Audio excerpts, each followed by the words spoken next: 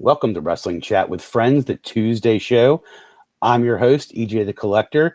As you can see, we don't have as many people as we usually do. TG is on vacation this week, so he's out enjoying himself. Cheats, our producer, is taking care of the family right now. Got some that are got a little tummy ache, so we're just taking care of all that. But we do have Kelsey B, who is the hottest free agent in professional wrestling, and the Nightmare graduate. Kelsey, how are you? I am wonderful. Feels good to be back. Yes. How are you feeling, Elliot? I am great. Great to see you. You and I spent a lot of time together the last couple of days on the computer. Kelsey rips wax. Rips. I'm going to say this right, and I'm going to have you translate. Kelsey rips wrestling wax for Graybos on Whatnot. Now, for the uninitiated, explain exactly what I just said. Yeah. So, I mean, exactly what he just said, but I'll break it down. People might understand the jargon, so fill it in for Right. them. So the sports card world. So wrestling is in the sports card world, and what I do is I break wrestling wax every Monday night at 8 p.m. So I rip packs of cards. I've done it a little differently the past few weeks. So what you do is you get a spot, which each spot holds a team of wrestlers, and if your team shows up during that break, you receive that card. So I'm breaking wrestling cards on Monday nights currently for Graybos. It's a lot of fun. I've been logging in and watching the show. It's an online auction. There are giveaways, and there's this wheel of wrestlers that we're now doing. Like, honestly, I think I got one wheel last night, and I wasn't even sure what it was for, but like it was fun mostly just to watch you open the packs.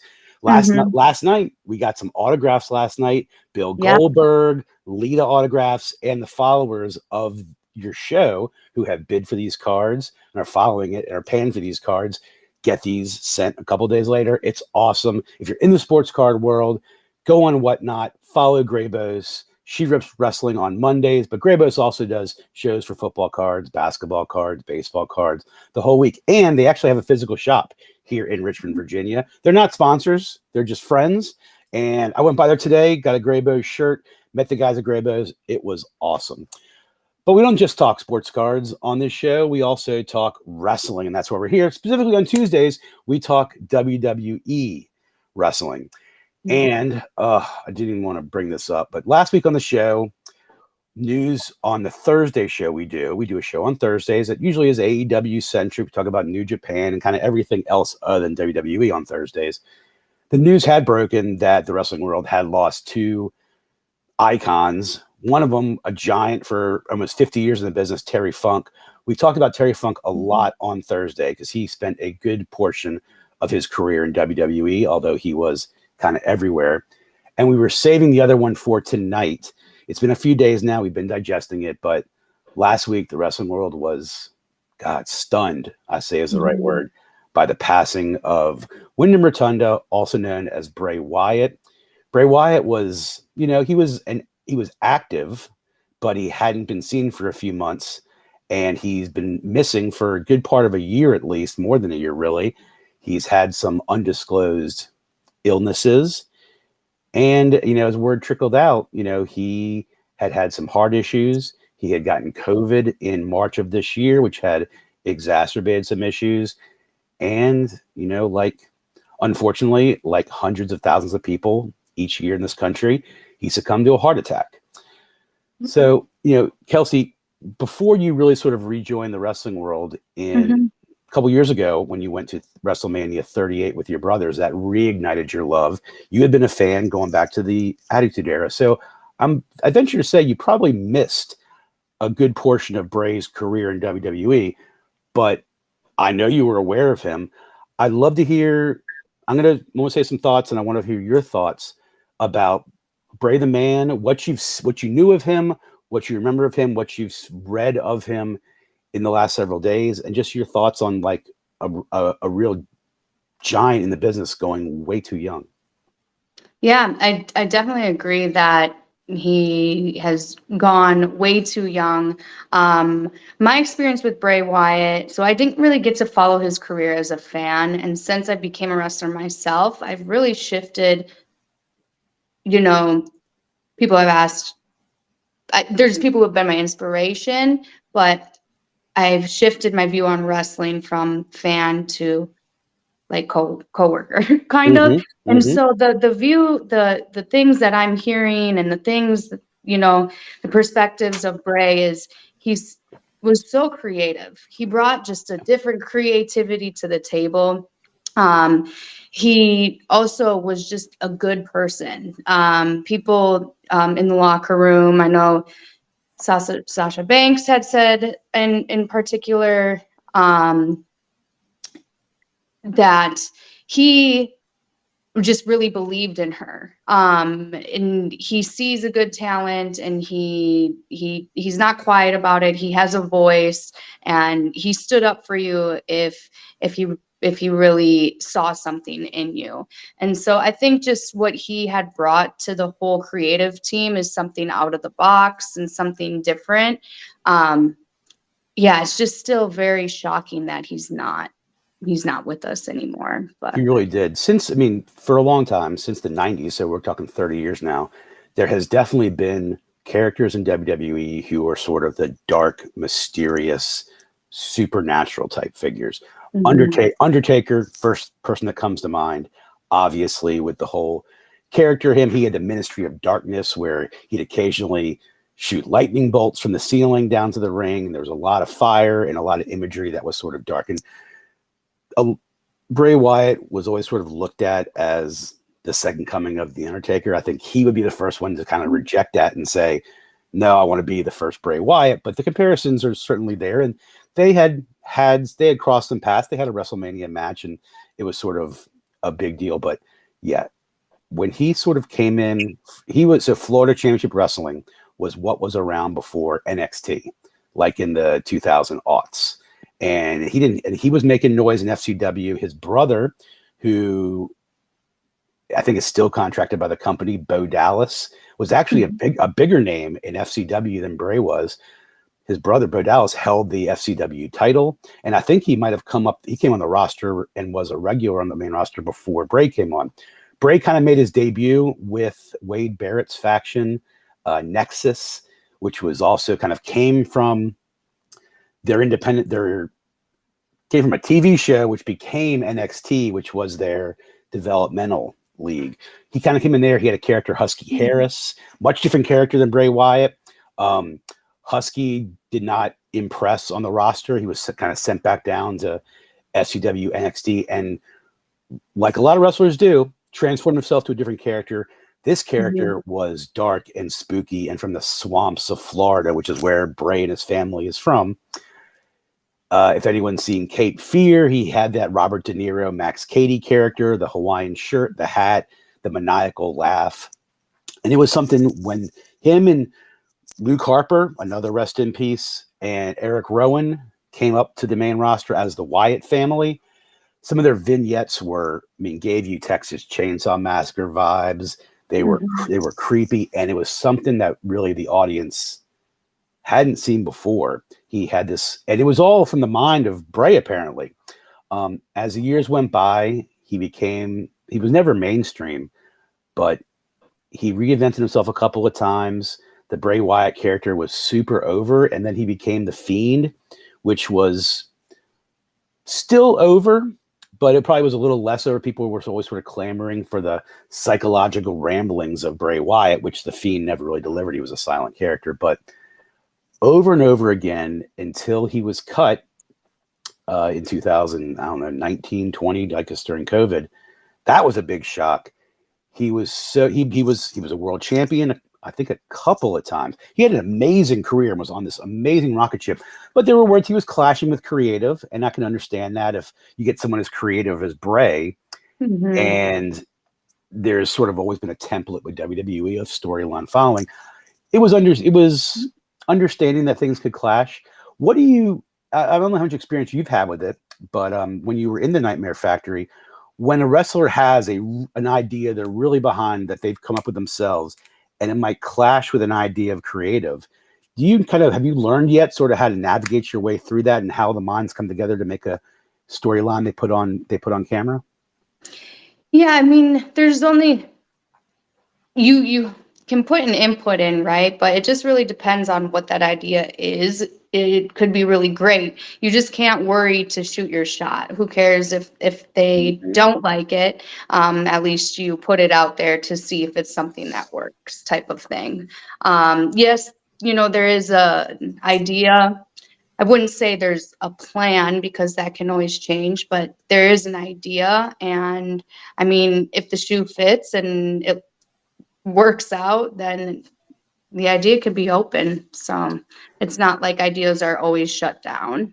How much Bray Wyatt content have you consumed, like either old matches or the Firefly Funhouse episodes? How familiar are you with what was actually put on camera for Bray over the last several years? Firefly Funhouse episodes, that's more of that speaks out to me more of like that Undertaker kind of, I don't want to reference that, like you said, but kind of that vibe. That's what I've seen of Bray. The Firefly Funhouse was so weird. Like, yeah, it's so interesting.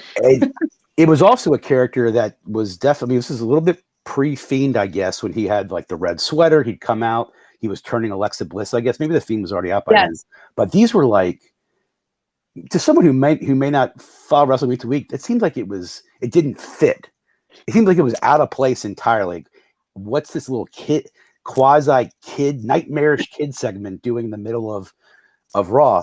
But I tell you, man, it worked. It gave you the creeps. He also totally delivered in the ring.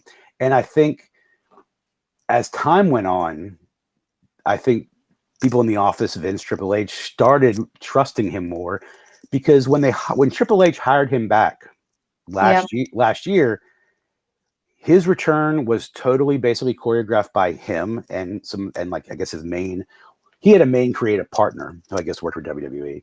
Now his last run was a little less than fantastic. There was some stuff going on behind the scenes. He had lost his best buddy Luke Harper kind of during that time. Bray seemed like he had lost his smile a little bit. He may have been dealing with some health issues that may have been related or unrelated to what he ultimately passed for. He had one sort of infamous lights out match, Mountain Dew sponsored match with LA Knight when LA Knight was kind of new to the roster. Visually, did you see it? The lights out Mountain Dew match that he had, I think, back in November. No. It was when he was rehired. He had a lot of vignettes. He made his return. He spoke to the audience a little bit, but he wasn't starting a feud with anybody. Just the fact of Bray being out there was kind of enough. And we talked about it on Wrestling Chat with Friends that Bray might not need to have a match. What he's doing out there is so unique and so interesting that they could go week to week. Finally, they had him run a quick feud with LA Knight that led to this whole arena was blacked out. It was dark, but Bray had all this black light paint on him. And so I encourage you and anyone else to go back, watch the lights out match. LA Knight on SmackDown referenced it. He was the last man to face him in the ring, and they're definitely riding the LA Knight train. They should strap a rocket ship to him right now and send him to the moon. He was sort of tasked with closing the show or being one of the ones to kind of close the show on Friday night talking about Bray. There's been a lot of wonderful tributes. Say what you want about WWE. They do one thing spectacularly, and that is their video editing and music department. Unfortunately, wrestling is a business where a lot of wrestlers, both young and old, have passed away, and WWE, being the main company, has done quite a bit of tributes in their time. Yeah. The tribute they threw together so fast for Bray, I don't know if you've seen it yet or not, but these tributes, man, if you have a heart, it brought you to the verge of tears if you weren't crying. Like, I did not physically cry, but like, it was really emotional, really touching. The music, the editing was great, and it highlighted, everyone sees this character, but this is a human being. He had a family. He married a ring announcer, JoJo Offerman. They had 2 kids. He's got 2 babies who will likely not remember him, and that, forget his entertainment value. That's the real tragedy. Yeah. He has kids he's not going to see anymore, who aren't going to see him anymore. Yeah, it was not expected. We've been talking about it on the show for several weeks. when word sort of began to leak that Bray might be gearing up for a return and have Bray back. When you looking back, when you hear about the sort of health condition he was having, I don't know if we were really going to ever see him. And I say that I don't want to get too deep in the weeds with his illness, but he passed away in his sleep from a heart attack. It's been released that he was assigned and was supposed to be wearing an external defibrillator. And full disclosure, I'm someone who has had one of those before. I had a few heart issues a couple years ago, and I wore an external defibrillator for 3 or 4 months. Now, if you know what that is and you know why you have to wear it, I can't imagine that Bray was at a point where he was going to be medically cleared to wrestle anytime soon. So I don't really know. Makes you a little cynical about the dirt sheets if you really hear that, but the fact that he was supposed to be wearing a defibrillator, it means his heart wasn't pumping enough blood, around his body, and you can't wrestle like that. So it's just really sad. It's a real bummer. The tributes were amazing. I don't know if for those who caught Raw last night, Raw went off the air in one of the more emotional ways possible. Now on both shows, they did tributes where they showed a video package. They had his rocking chair from the Wyatt family time out in the ring covered by fog. On the Friday Night SmackDown show, the show went off the air with the lantern in the middle of the ring. Really heavy stuff. Last night in the main event, Becky Lynch defeated Zoe Stark, setting up her match this weekend with with Trish Stratus. And we're going to get to Payback and do our predictions after we finish talking about this. But most of the wrestlers were wearing Wyndham armbands. And at the end, as Becky's sitting on a sort of broken announce table and she's holding up the Wyndham armband she was wearing, Trish is in the corner after having been put through a chair, and Becky's starts sort of crying, and the shot goes back to Trish, back to Becky, and as it goes off the air, Becky is holding up the Wyndham armband, and she really breaks down sobbing and puts her head in her hands. And it was a shot that will be, that I'll definitely remember, because it's a tribute to basically. And then Becky gave a post-Raw speech that we have seen on the internet of her talking about how Bray helped her too. You mentioned Sasha Banks. He cared about the other talent. He came from a wrestling family. His father, his grandfather, his uncles all wrestled. IRS Mike Rotunda, the guy who wore the suit, carried the briefcase, talked about taxes. That's his dad.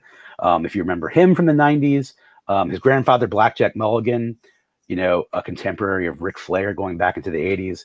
His uncle, Barry Windham, who he's named after, and his uncle, Kendall Windham, the Windham brothers, who were also wrestlers too, in WWE and other promotions. So he came from a wrestling family. He knew what the business meant, and he very much cared about passing his knowledge on to younger talent. As a young talent yourself, how important is that to have a veteran take an interest in that next generation and pass on that wisdom? I'm sure you can't even put a number on it. No, you can't. And, being so green or so new myself, so most people are veterans, but people who've been, doing it for that long, and they see high hopes for you and believe in you. He's one of those people that would be in your corner if he truly, saw something in you. For sure. And the Nightmare Factory where you trained has people who fit that bill, people like Cody Rhodes and Billy Gunn and QT Marshall, all those guys too. They grew up in the business, love it. And that's how you build, that's how you keep the business, sustain the business, right? Absolutely. And it's different when, you can be trained, you can be shown what to do, but it was different when like Coach Cody or Coach Billy or Coach QT are sitting on the sidelines watching you. So it's kind of like a little kid moment. Your parent comes to your game and you're excited. So it's kind of something like that. But, they're watching you and then, giving you advice afterwards. So, they care. Otherwise, they wouldn't watch and they wouldn't give you feedback. So to be able to get that from someone who's a veteran is great, obviously. Bray's going to be missed as a performer, as a father, obviously, and as a family man, and as a friend to all that knew him, because I haven't heard a harsh word said about him. His loss will be, you will feel that for many, many weeks and months, I'm sure, because these guys who are out there entertaining us have lost a buddy, and it's going to hurt for a long time. And it's cool to see both WWE and AEW, who had shows of the weekend, acknowledge his passing and Terry Funk's passing. Wrestling is a community, and even if you're in AEW or New Japan or Impact, you are all doing the same business, and iron sharpens iron, as they say. And it's really a loss. With that said, we did 20 minutes on Bray Wyatt. I think we could do another 20 minutes talking about some of his great matches. His matches with Cody, with John Cena, that WrestleMania match with John Cena during COVID. That was that 20-minute sort of theater production. God, it's one of my favorite matches in wrestling history. A lot of people will poo-poo it because it wasn't your traditional type wrestling. But man, TG and I talked about it a lot. That was so much fun, and really only could have been done if you didn't have a stadium full of fans, so they were being extra creative during COVID because they had no audience. So, and that's when you saw a couple of these sort of matches. And Bray Wyatt versus John Cena, it is bananas. For anyone who hasn't seen it, go watch YouTube immediately. It's one of the weirdest things you'll ever see, which made it kind of so awesome. So we have a pay-per-view coming up. It's not one of their big four, but it's definitely kind of one of the last ones that sets up for this next season. Like, believe it or not, we're only a couple months away from like WrestleMania season again. The next pay-per-view coming up is Survivor Series. That's definitely one of their big four.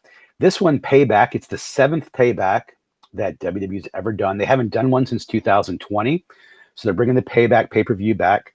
It is this Saturday, September 2nd, emanating from Pittsburgh, Pennsylvania. You ever been to Pittsburgh? I haven't yet. I haven't been to Pittsburgh either. Not yet. No, that's not true. I've been to Pittsburgh. Pittsburgh is a huge WWE town. They've done lots of pay-per-views there, and Payback's coming here. There are, as of right now, there's 6 matches on the card. It's not one of the top 4. This doesn't sort of. This will conclude a couple of storylines, but what this really is supposed to do is sort of give you a nice feature pay-per-view to set you up for Survivor Series, which is where I think some big angles are going to start developing to bleed into probably Night of Champions, and then ultimately the Royal Rumble and WrestleMania. We're almost there. It's kind of amazing. So what I want to do in our time is go over these 6 matches. We're going to get our picks written down. We'll compare them next Thursday to see how they actually happened. These storylines have not been going on for too long, but I think they've done a nice job building each one of them up. And we're going to start with the match that I hope opens the card. I think it's going to be a great match to open the card with. It features, I think, bar none, the hottest talent in WWE right now.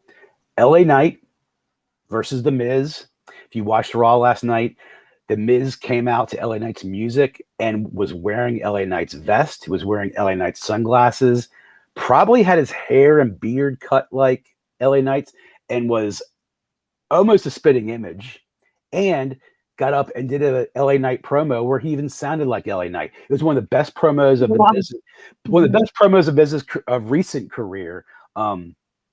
Miz is a pro at this point. Like, he's a first ballot Hall of Famer. He's someone who can. He's now sort of in that, I think, in that category of like Dolph Ziggler and Sheamus, where doesn't matter if you haven't seen him for a few months, you can insert him right into any mid-card, main event level, and he's going to deliver. He's that much of a pro. And LA Knight has, LA Knight's been in a bunch of promotions. He's 40 years old, so he's not new at this at all, but he is having the run of his life. And I think Triple H it looks to me like he's going to give LA Knight the ball and let him run with it. And we'll see LA Knight in 2024 being a major player in the world title scene. But he's got to squash this beef with Miz. They've had some fantastic talk-offs with each other the last few weeks. They're gonna Mhm. meet. They're gonna meet in the ring. Miz, LA Knight. Who you got?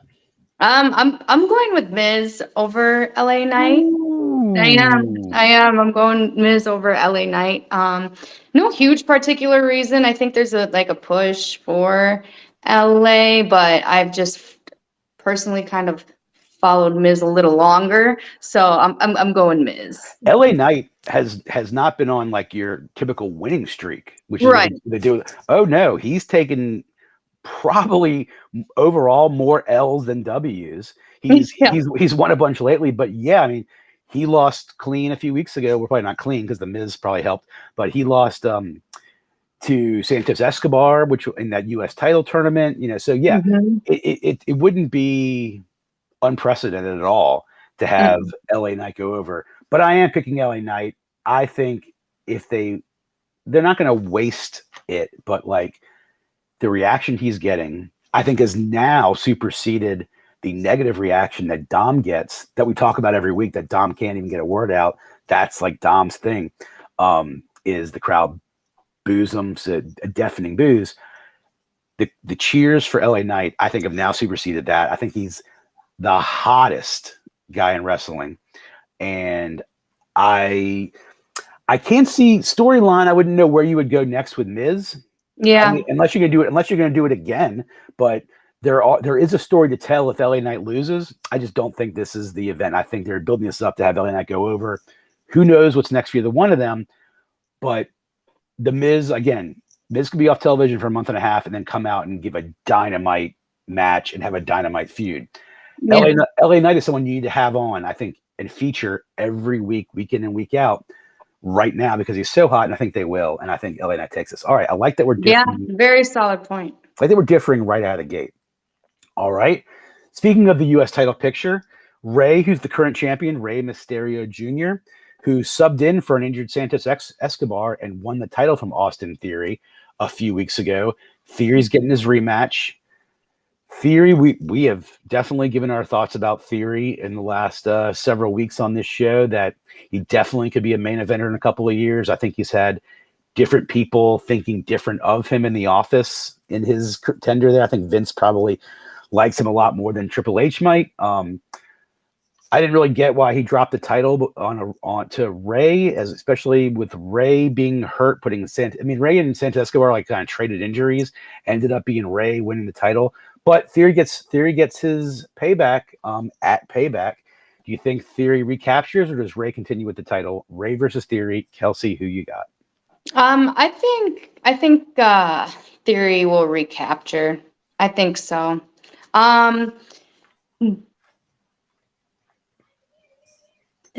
yeah. Theory I has think felt. I've said it before. Theory has felt somewhat missing on SmackDown, and yeah. especially since he's lost the title to Rey, they've seemingly featured him a little bit more. So like, it's a little unclear what they're doing with Theory right now. Something to do with like he's young. He's going to have a long career, hopefully, in WWE, and I think he will be a main event at some point down the road. Mhm. I don't feel like he doesn't get me all that hyped, although I Yeah. acknowledge his talent. But you're saying he's going to recapture. There's a ton of sense for him to recapture the title. You seem like you're wavering. No, You want to no, change? No, you're sticking no, with Theory. no, no. No, I'm sticking with it. I'm sticking with it. I Yeah. actually think it's going to happen as well, and I tell you why. Because I think there is a plan in place for Santos Escobar and Rey Mysterio to have a feud. Santos should be featured as a single star. It's cool that he's got the LWO kind of Yeah. going. He has his own faction, but I see Santos as a star, and I think he needs to get the rub off Rey as an opponent rather than a teammate. So I think, and they've teased a little bit of tension, I guess, again with Rey coming in, winning the U.S. title when Santos kind of should have won it. I think that will be sort of the linchpin for their feud, is Santos will feel Rey took his spot. And then when Rey loses to Austin Theory, it gives Santos and Rey a chance to be featured, and they'll put on some amazing matches because there's nothing Rey can't do. And Yeah. Santos has proven himself to be Quite the talent. So, okay, so we're agreed on that. We both think Theory, who neither one of us think all that highly of, is going to No, recapture yeah. the U.S. title. If he does recapture it, my prediction, it's a placeholder for LA Knight, because LA Knight, I think, is on the road to getting that title. Mhm. I think they should, at least. LA Knight's too good, too popular right now. He is indeed. All right, so we got 2 down. Let's see. All right, this match featuring one of your inspirations, a woman who came back after many, many years, has always been involved. She's been a Hall of Famer. She's been an ambassador, but since like the spring, she's been sort of back active full time, and she's been in this months-long feud. Trish and Becky Lynch. Becky had to go through a bunch of roadblocks to get this match. She had to defeat Zoe Stark multiple times. They had a match scrapped a few weeks ago or taken off. They were supposed to meet at SummerSlam, and that match was removed. So they're getting this match now at a pay-per-view, and there's a good stipulation. Payback will feature a steel cage match. Trish in her career has never had a steel cage match. It's her first one. Becky's been in cage matches, elimination chambers. Becky's kind of done it all. Becky and Trish, Becky finally going to get her hands on her, and steel cage. So as we know, if you ever watch steel cage matches, no one can get in, no one can get out. It's never happened. It's just the two of them face to face. I'm going to give my prediction. God, something about it makes me think Trish might win this. It's weird. Becky, I'm not trying to diminish Trish's accomplishments, but Becky should be in a much more high profile feud with a title on the line. Becky is like, they have a lot of female signature stars. Yeah. But Becky should always, especially right now, be in a main title picture. People associate Becky with Charlotte Flair, with Bianca Belair, with kind of most with Bayley, really. They kind of came in around the same time. I'm going to go against my better judgment. I'm going to say somehow the cage will fail and Zoe Stark will be is going to be able to take revenge for her loss last night. And I think Trish is going to actually go over. Tell me why I'm right. Tell me why I'm wrong, and tell me what your pick is. So my pick, I see what you're saying, where maybe Becky, not saying that Trish is not a contender, but there are some other women out there that she could go against that have maybe held titles longer or would just be a better contender overall. Yeah.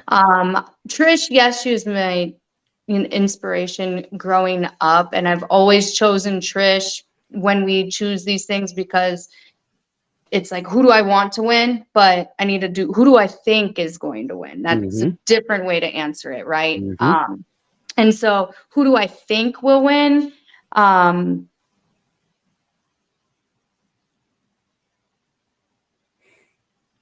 I think that it would want to be given to Trish, but I don't think it will go that way. Maybe so, because like you mentioned, she's never, done a steel cage match. Maybe this is something she wants to check off her box. But that doesn't necessarily mean that she will win. So, man, this is tough. This is actually very tough, because the want to win wants me to go to the Trish side, but the who do I think will win? I'm like, ooh. They've gotten good legs out of this feud. And yeah, and I think what they're also doing is positioning Zoe Stark to be a big player in the company. She's got talent. So she's got a great rub from Trish. If this leads to Becky and Zoe down the road later, I think that'd be great for Zoe. But we still need an answer. But I think Becky will win. You're going to go big time at Bex.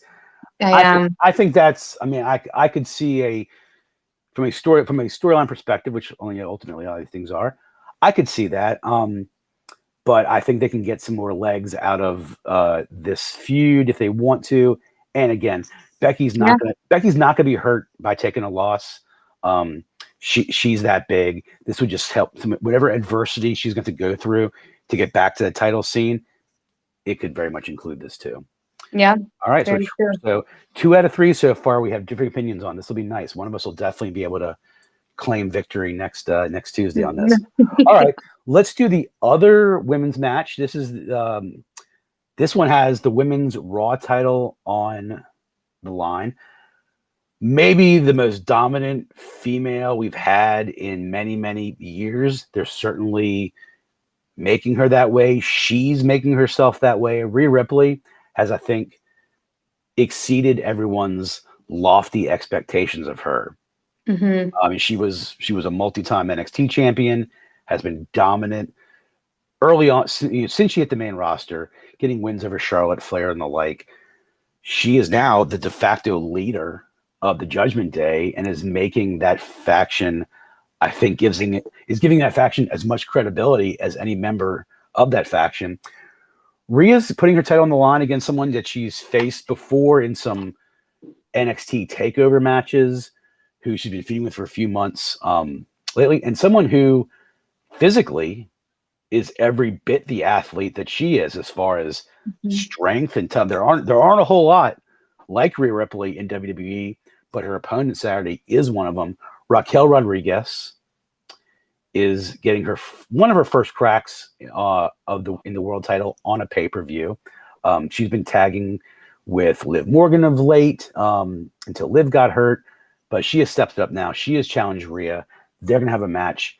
How do you see this one going down? Is Rhea going to drop the title because of distractions by Judgment Day, or because Raquel is so over powerful and she's going to end up just sort of smothering her?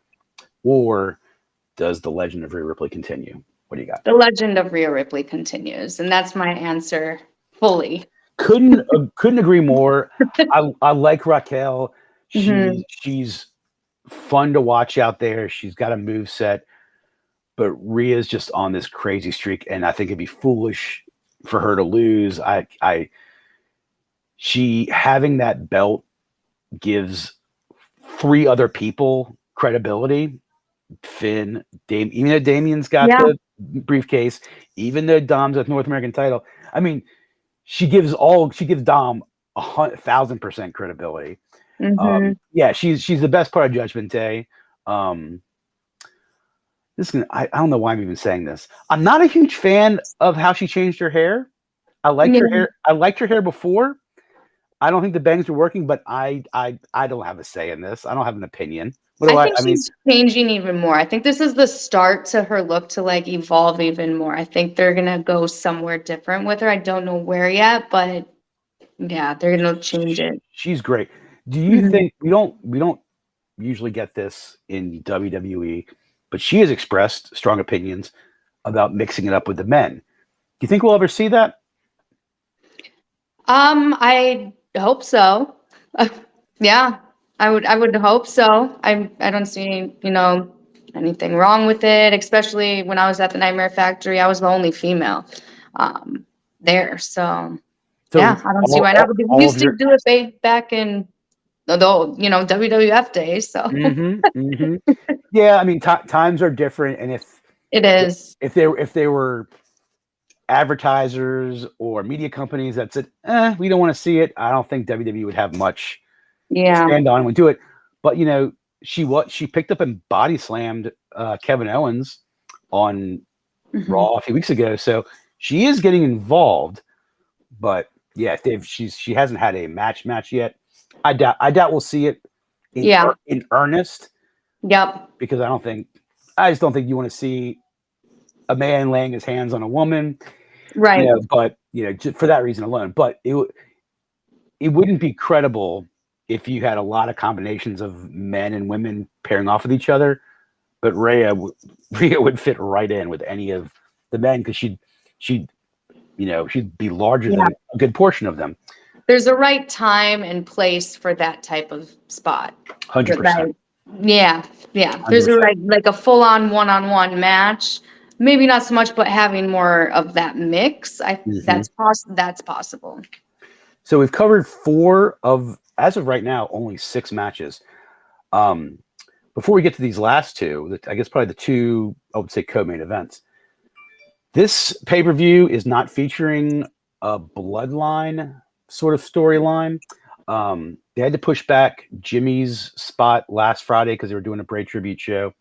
So again, we're going to see Jimmy Uso this Friday, but really this is to feature the Raw title as the main event. So no bloodline, which is still probably the hottest angle in WWE, but they gotta kind of crank that back up because I think Survivor Series will feature an Uso versus Uso, but I wouldn't put it out of the realm of possibility that this Friday on SmackDown there's a confrontation and they may have this match at Payback.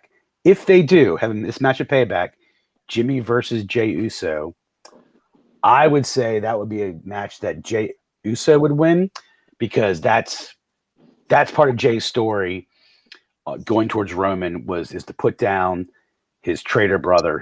Would you do if there is Jey and Jimmy? Who's your pick? Yeah, if there's Jey and Jimmy, I'm going Jey. Jey also. So we're the same on that one. Okay, yeah. we don't know if that's going to happen yet. It hasn't been officially announced. They very well may wait for Survivor Series for that.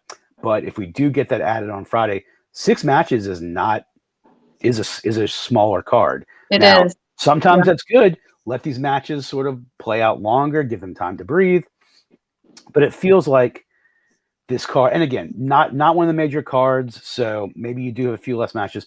Here's one other thing that's going to happen on Saturday that is not a match, but your coach, Coach Cody, will appear on a special Payback edition of the Grayson Waller Effect show.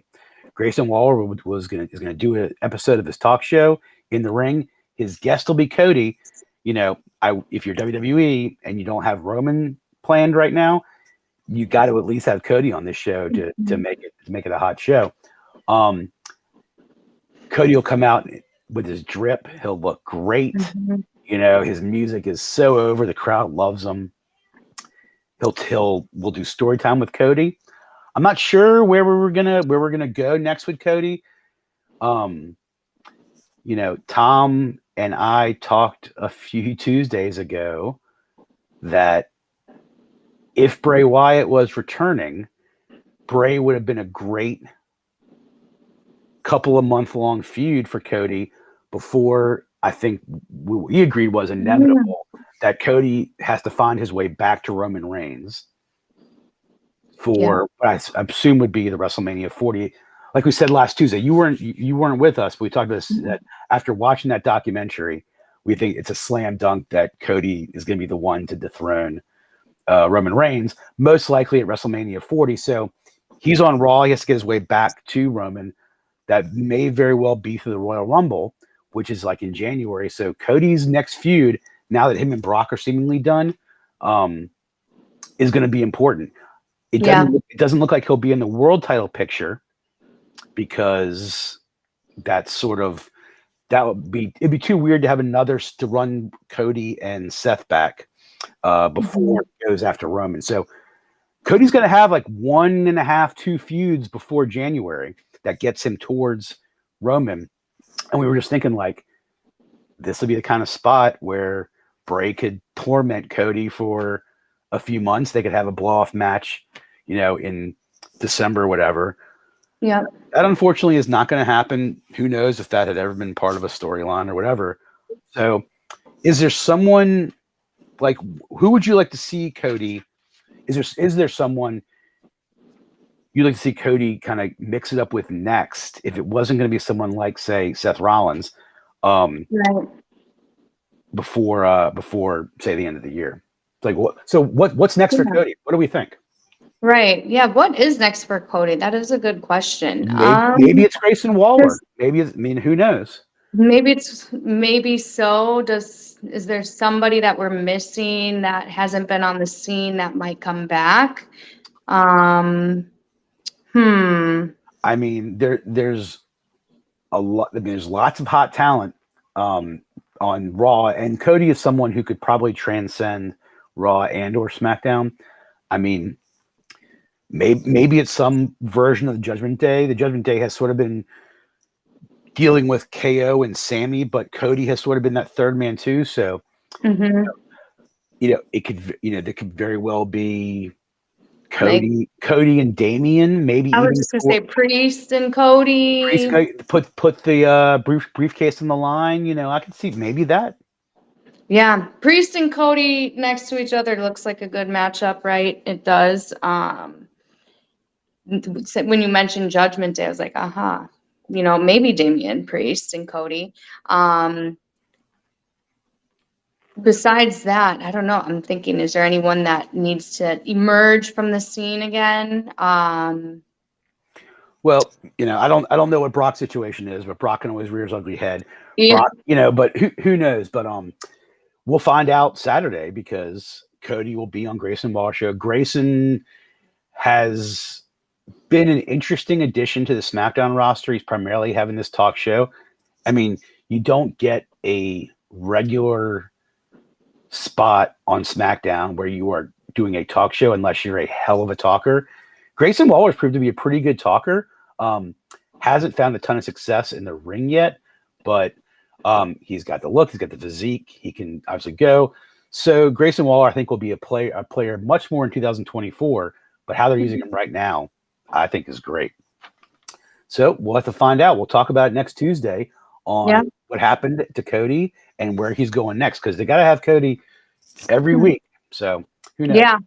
Yeah. All right. Let's do the world title next, because I think what's going to close the show. Well, the Rollins and Shinsuke will probably close the show, but let's do it anyway. The world champ Rollins, another really awesome moment from Raw last night was that when Seth came out wearing his world title, one of his title side plates was the Fiend, which was awesome. He had a Fiend side plate on his world title, a great tribute to his pal Bray. He has been feuding with and will face this weekend Shinsuke Nakamura, who has shown really a side of Shinsuke we haven't seen in several years. Shinsuke for the last couple of years has kind of been like an also ran. He was that dependable worker who could have a great match.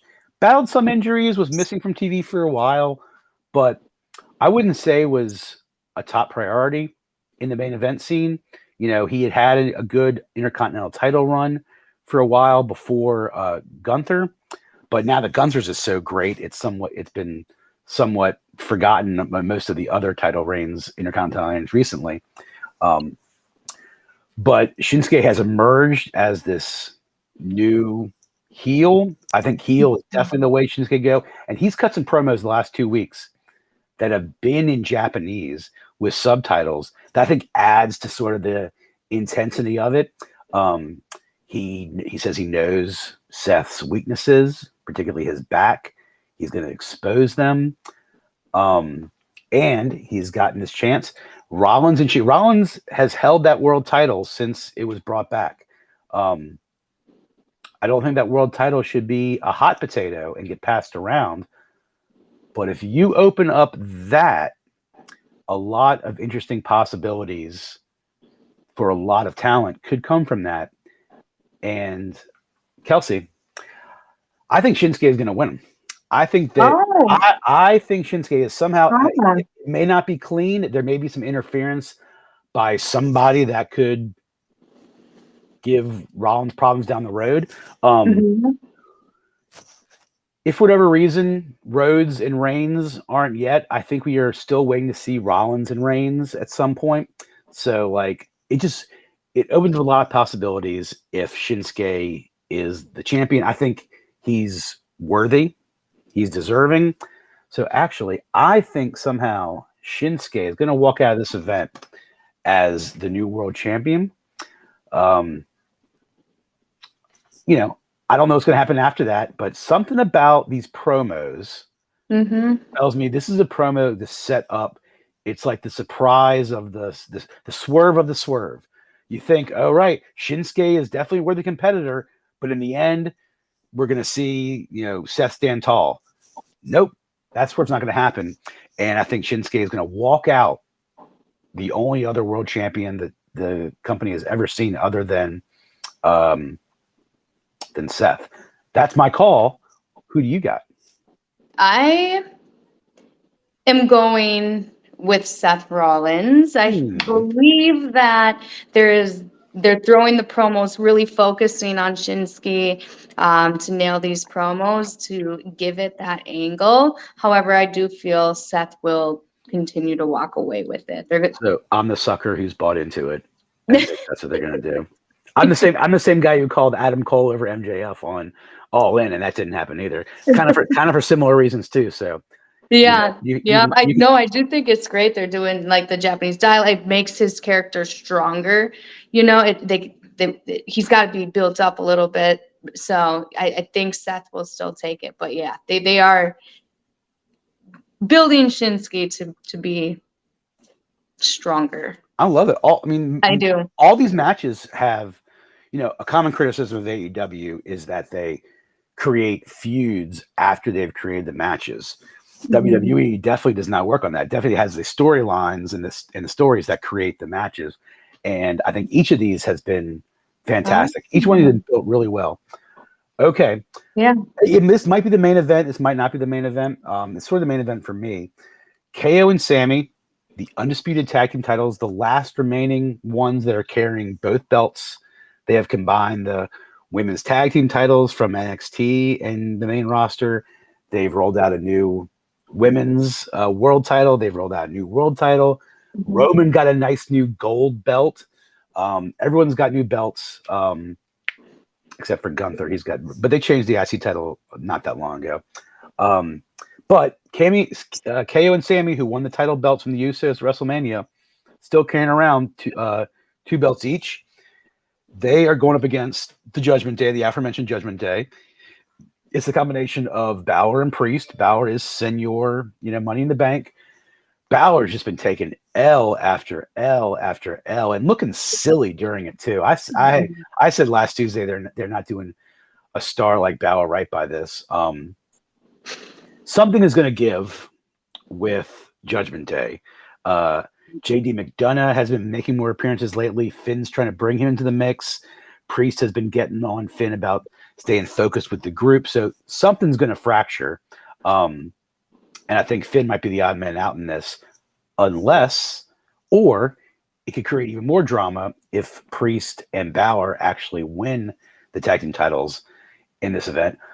I'm getting nuts. I think Judgment Day is going to win the tag team titles at this. I think we're going to see, usually you don't see several titles changing hands at a pay-per-view, but I think they're shaking it up now to kind of freshen things up for the upcoming season. So I'm going to say Judgment Day, with all their problems, they're still going to somehow capture. I say this is more of like KO and Sammy. I think their run with the tag team titles has reached kind of a peak. So I think for their benefit, and I'm sure one day we will see KO and Sammy again feud with each other. That friendship also seems sometimes it always seems a little rocky. But I think they've done everything they need to do to sort of the Usos have broken up, but really they had to dethrone the Usos in their record title reign. They've held it kind of most of the year now, and I think they've gotten the benefit out of it. They've given that tag titles some credibility after losing it, after one team held it for so long. They've been good stewards of it, but I think their time has run out. I think Judgment Day is going to win it. Kelsey, do you agree or disagree that Damian Priest will walk out holding the belt in with all this hardware, 2 belts and a briefcase at the end of the night? Or do KO and Sammy keep on keeping on? I think, yeah, right. So I think KO and Sammy will keep on keeping on, and that there might be something different for this might not be the move for the Judgment Day, but there'll be something different. So I think KO and Sammy will keep on with the titles. This won't be the move for Judgment Day to take their next step, whatever direction that's going in. I know that on Mondays when you're doing the Graybo show, you're kind of watching Raw in the background. It's hard to keep up when you do a hell of a lot of multitasking during that show. So I can't believe you actually are also consuming Raw too. I don't know if you watch SmackDown. Are you a live watcher? Or are you sort of always catching it up on DVR, maybe a day or two late?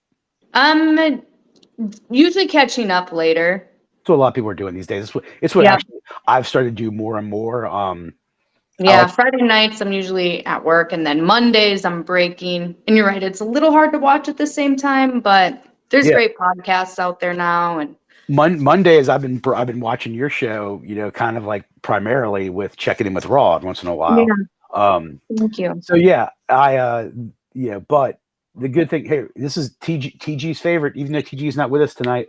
I love for him to join us and get his picks, but maybe he'll send this out and we'll fire those up on Twitter, Yeah. Twitter, get his picks in. But it's a Saturday pay-per-view. We love those. Saturdays are great. They should have the Super Bowl on Saturdays. It's so much better than a Sunday night thing. And All In this weekend was on a Sunday, but since it emanated from London, it started at 1:00. It was beautiful. I'm all for these Saturday or Sunday day pay-per-views. We will talk about what happened at Payback next Tuesday. We're going to go. We come in just in an hour. Kelsey, thank you for your picks. You were great. Thank you for, through the computer, thank you for emotionally holding my hand while we talked about Bray. Yes. It's tough. You and I Here. have talked about him a lot, since you've joined our show. That he's definitely one of my faves, and you definitely love him. I've gotten a couple of Bray Wyatt cards and some of the packs that I've gotten on Graybos, Yeah. and it's awesome that you acknowledge it, Bray, and we'll continue to do that. Kelsey, before we're out of here, tell us where everyone can find you. Tell us what your wrestling schedule, if you've got one. Just sort of let us know how people can get more Kelsey. Yeah, so you can check me out. My debut match is Nightmare Factory Showcase number 9. So you can catch my debut match there. Locally, I'm a free agent, I guess. So I'm not contracted with anybody. So I am a free agent in the wrestling scene. Since you can't see me in the ring right now, you can catch me on Graybos, Sports Breaking on Monday nights, and of course here every Tuesday night, Wrestling Chat with Friends. So yeah, you can always catch me wrestling somewhere, but it's either through the screen or in the ring, right? Wrestling Nightmare with Wrestling Nightmare Group 7, Group 9. I mean, right?